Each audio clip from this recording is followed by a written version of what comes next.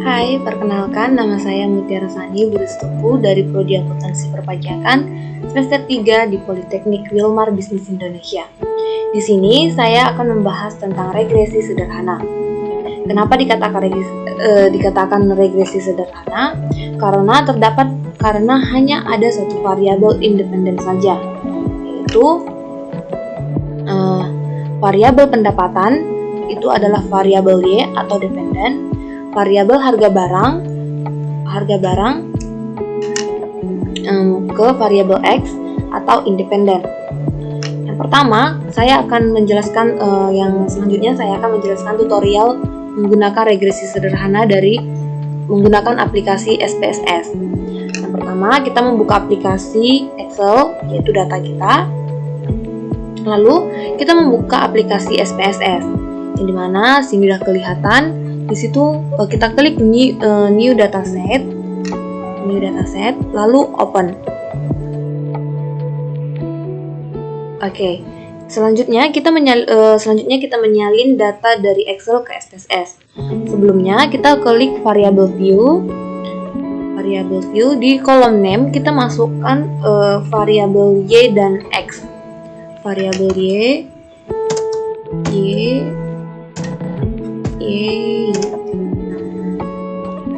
lalu X. Di label kita beri nama. Untuk variabel Y kita berikan nama pendapatan. Lalu di variabel X kita beri nama harga barang. Labelnya kita beri nama harga barang. Di kolom yang lainnya tidak usah kita ubah. Jika ingin menghapus komanya, kita klik kolom desimalnya itu 0. Lalu di bawah juga 0. Oke. Setelah itu kita mengcopy paste data dari Excel ke SPSS. Lalu kita klik data view, terus kita copy datanya dari pendapatan dan harga barang ke bawah. Cara cepatnya untuk mengkopinya itu Ctrl C atau klik kanan copy. Setelah itu kita pindahkan ke aplikasi SPSS, Ctrl V atau klik kanan paste. Berikutnya kita akan menganalisis variabel X dan Y melalui regresi. Yang pertama, kita klik menu Analyze, lalu Regression, lalu ke Linear. Oke, setelah itu variabel pendapatan masuk ke dependen, harga barang masuk ke independen.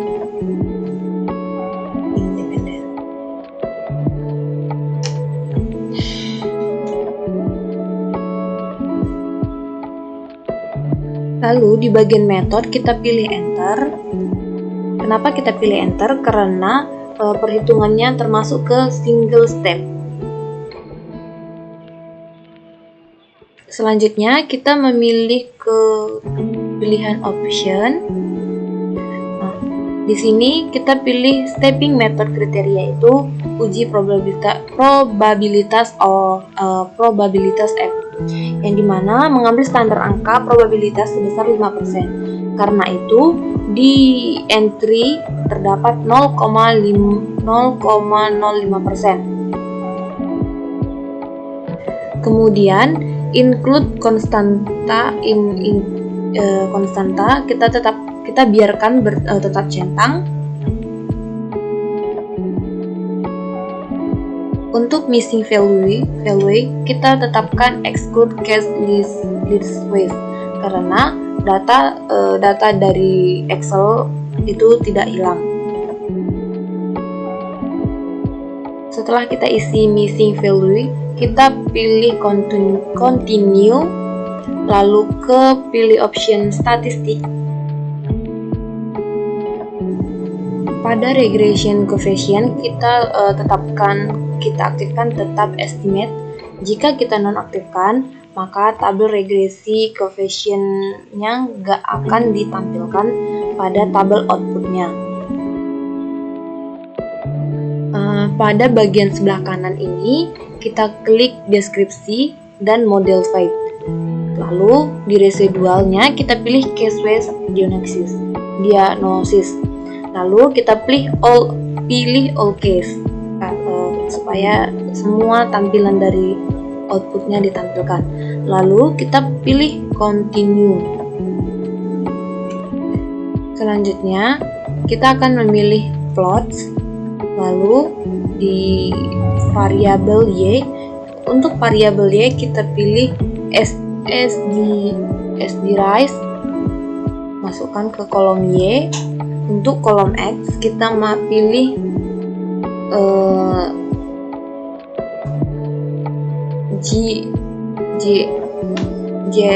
gpred ke kolom x. Setelah itu kita klik next, lalu kolom variabel y dan x kosong. Kolom y kita pilih jetpred y, masuk ke sini. Lalu untuk variabel x-nya kita pilih dependent. Oke, setelah itu kita pilih continue.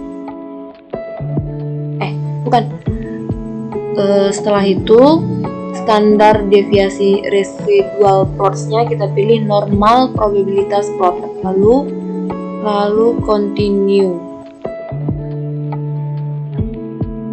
Setelah kita mengisi statistik, plot, dan optionnya, lalu kita pilih OK. Dan kita tunggu hasil tabel outputnya hingga muncul. Nah, di sini sudah ada tabel regresinya, yaitu deskriptif, statistik, dan correlation, dan inilah semua hingga ke bawah. Lalu kita akan mendeskripsikan tabel-tabel berikut ini. Tabel-tabel ANOVA, model summary, variable, correlation.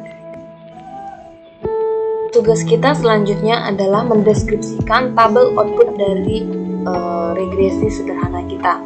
Yang pertama itu adalah tabel output 1 dan 2. Yang pertama, tabel deskriptif statistik, yang dimana rata-rata harga barang adalah 40,35 juta dengan standar deviasinya 30,760. Untuk rata-rata pendapatan adalah 425,6 juta dan dengan standar deviasinya 310,965 juta. Pada tabel deskripsi ini ada kesalahan penulisan. Yang kedua itu adalah tabel correlation. Kita lihat di data statistik kita. Oke. Besarnya hubungan antar variabel harga barang dengan pendapatan yang dihitung dengan koefisien korelasi adalah 0,999. Artinya hubungannya sangat erat atau mendekati 1 di antara harga barang dengan pendapatan. Yang kedua, tingkat signifikan koefisien korelasi satu sisi dari output atau diukur pada probabilitas menghasilkan angka 0,000. Karena angka ini lebih kecil dari 0,05, maka korelasi antara harga barang dengan pendapatan sangat nyata.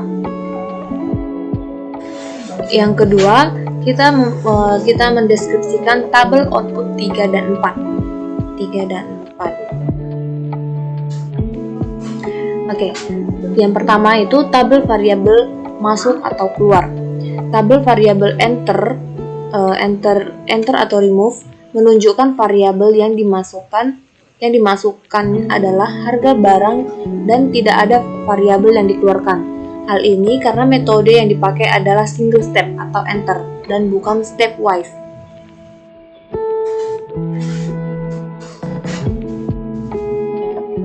Variabel enter, harga barangnya 0. Lalu tabel model summary.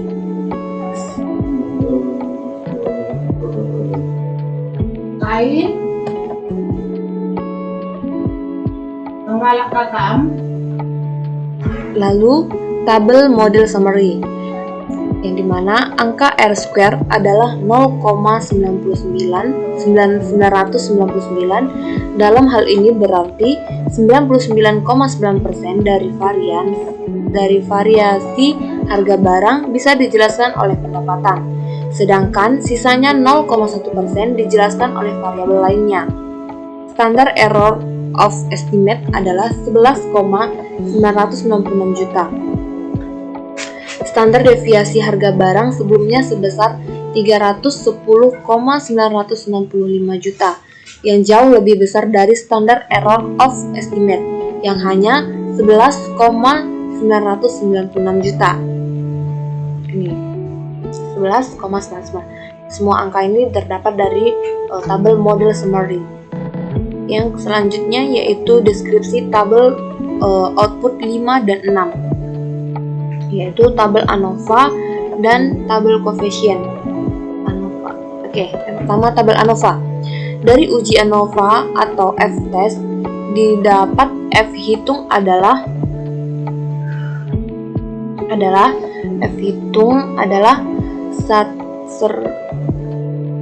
16.774,394 dengan tingkat signifikasi 0,000. Karena nilai probabilitas 0,00 lebih kecil dari 0,05, maka model regresi bisa dipakai untuk memprediksi penjualan.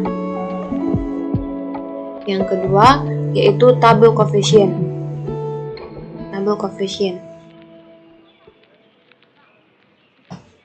Tabel coefficient Y sama dengan 18,027 tambah 10,102x, di mana Y adalah harga barang dan X adalah pendapatan. Konstanta 18,027 menyatakan bahwa jika tidak ada pendapatan akan sebesar 18,027 juta.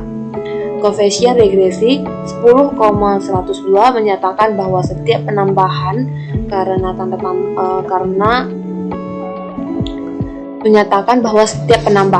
sebesar Rp1 harga barang akan meningkatkan pendapatan sebesar 10,102.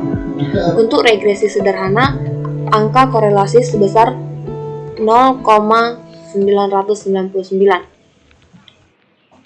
Selanjutnya uji T, menguji signifikansi konstanta dan variabel dependen atau promosi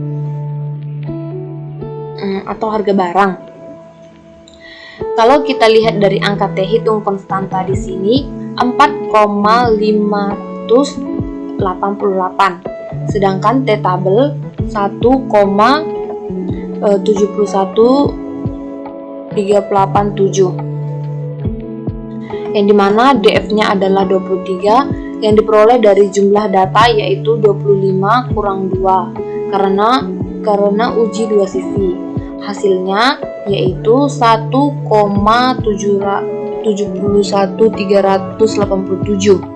Jadi T hitung 4,588 lebih besar dari 1,71387 T tabel dan juga nilai probabilitasnya 0,00 lebih kecil dari 0,025. maka H0 ditolak, atau variabel harga barang berpengaruh signifikan terhadap pendapatan. Untuk T hitungnya akan saya tampilkan. Oke, ini dia.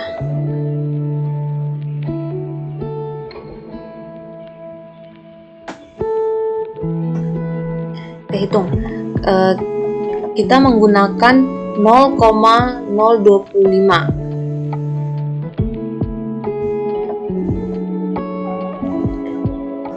Oke, 0,25.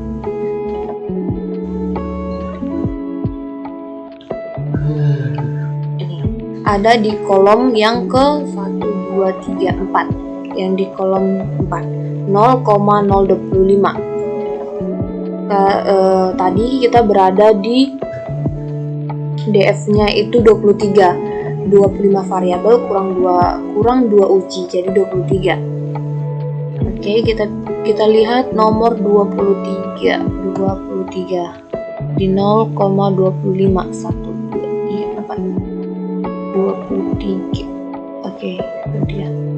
0,05. Kita menggunakan 0,05. Silakan. Jadi yang ketiga 0,5 sampai 0,10. Yang ke variabel 23. Variabel 23 yaitu 1,71387. Jadi kita menggunakan angka yang ini.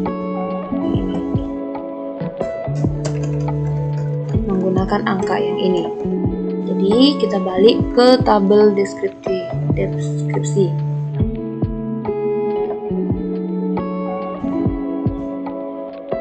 Oke.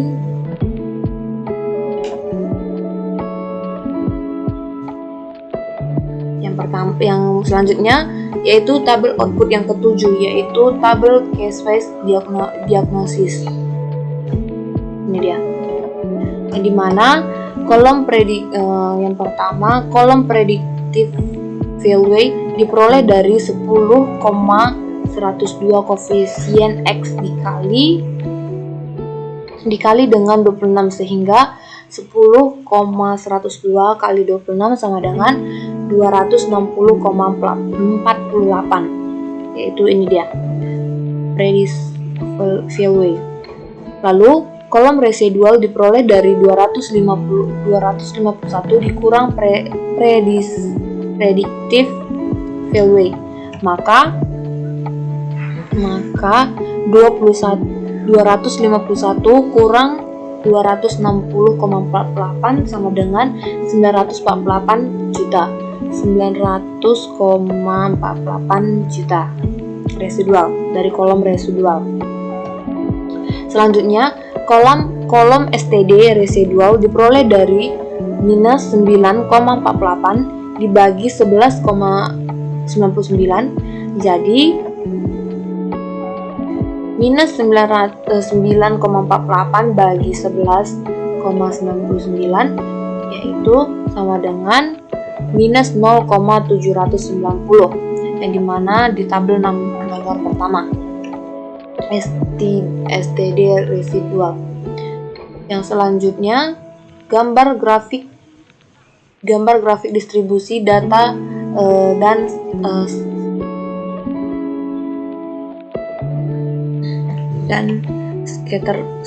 scatter plot. Yang pertama, grafik distribusi data. Jika data kita berdistribusi normal, maka nahkota akan berada di sekitar garis lurus. Sedangkan scatter plot, jika model itu layak, maka data akan terpencar di sekitar angka 0 pada sumbu Y dan tidak membentuk suatu pola atau tren garis tertentu. Oke, kita lihat data grafiknya. Ini dia, dependen pendapatan, grafik distribusi, scatter plotnya. berada di angka 0 dan tidak membentuk garis tertentu.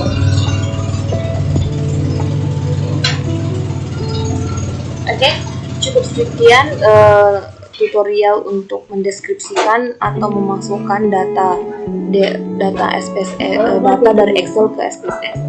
Cukup sekian dari saya, terima kasih.